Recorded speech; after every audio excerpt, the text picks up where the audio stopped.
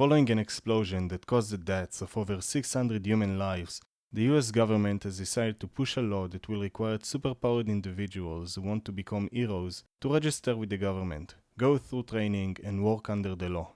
The rule, named the Superhuman Registration Act, divided the superhero community, pitting friends and families against each other, and at the top, Captain America against Iron Man. Today's story is going to be Civil War Volume 2 from 2015, not to be confused with Civil War 2 Volume 1 from 2016, written by Charles Soule and drawn by Lionel Francis Yu. Our story changes when the side of Captain America decides to raid a prison where superpowered individuals are kept.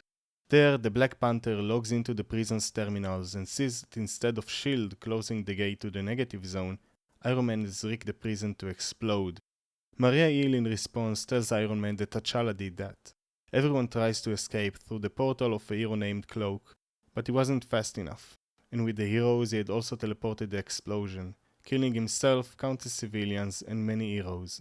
We get a short recap of events, like the Skrull invasion and the failed Green Goblin coup, but at the end the US has been renamed to the War Zone and divided into two. The Iron to the east, the Blue to the west, and in the middle the Divide, a canyon that splits the country. After 6 years, Miriam Sharp, who led a public outcry following the explosion, convinced General Steve Rogers and President Tony Stark to talk about a peace deal and healing the nation. Tony requests land. The Iron's population is growing and they run out of space, and he offers in return to help the Blue with food and supplies, as the rest of the world doesn't recognize the Blue as a state. Steve of course doesn't agree. The land they have won was paid in blood, and the shortage of supplies is caused by the Iron's embargo. But the arguing stops when Miriam is shot. Peter Parker finds the rifle 2.5 miles away in the Blue. But it seems that the bullet was meant for Steve Rogers, so both sides leave to prepare for what to come. Let's start with the Iron. Half the size of the Blue with double the population, the Iron is a typical modern country with Resilient Alpha as its capital. The country is run under the idea that if someone has powers and wants to use them, he needs to be monitored and trained, employing S.H.I.E.L.D. agents and sentinels to enforce the law. The only other important location we get to see in the Iron is a lab guarded by sentinels and robots, though they are there as much to keep people out as to keep it inside. This it is King Oak, which is the corpse of Wilson Fisk with the tentacles of Dr. Octopus grafted to his body.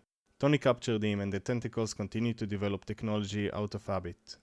Important characters include She-Hulk, co-leader of the Iron and Tony's girlfriend, Mary Jane and her daughter who stayed in the Iron for their own safety, and then Emma Frost, Carol Danvers and Bucky Barnes who work alongside Tony. On the other side, the Blue operates under two rules: hurt no one and help when you can. The country is made out of multiple self-governing cities, which we get to see two of them. Liberation, the beautiful shield-shaped capital, which sadly aside from the Beast Laboratory we don't get to see much, and the seemingly mutant-led city called Sealtown, which houses many mutants such as Magneto, Colossus and Storm, and uses Charles Xavier to scan unauthorized visitors before entry. Important characters who live in the Blue include Peter Parker, who dons a pair of falcon wings and is the second hand of Captain America, a group of operatives that are sent on undercover missions that include Elektra, Hawkeye with the Venom symbiote, and Azari, the son of the Black Panther, and a group called the Punishers who enforce the second law of the land. In the group are Hellcat, Speedball, Punisher, and Gambit. Steve's soldiers also include Stature, the daughter of Scott Lang, and a Grey Hulk. If the setting sounds interesting to you, I really recommend picking up the book as it portrays the escalation to war between the two sides really well, so if you are staying with me, continue at your own risk. The start of the end is that She-Hulk, going to a covert mission in the Blue, is captured by T'Challa and taken deep into the Divide. There we find out that it was he that blew up the prison and that it was he who killed Miriam, for his people. Meanwhile, Captain America starts the war against the Iron, and heroes and villains fight both beside and against each other. Returning to the Divide, we find out that T'Challa and the other people with him are Skrulls, and their goal is to break both countries by making them kill each other in this war.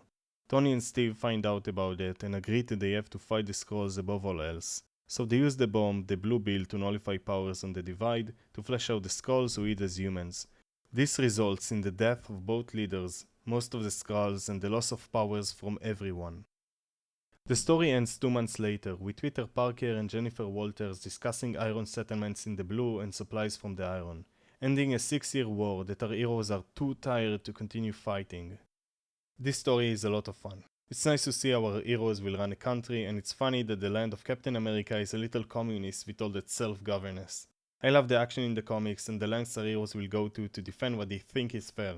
But the biggest thing I like about this comic is that it takes into account Secret Invasion, and the fact that many heroes during Civil War were Skrulls. The twist at the start with T'Challa made me second guess the story, and it's a real nice touch that some of the heroes closest to our protagonists turn out to be traitors. Thank you for watching. I've really enjoyed making this video, and I hope to see you again next time.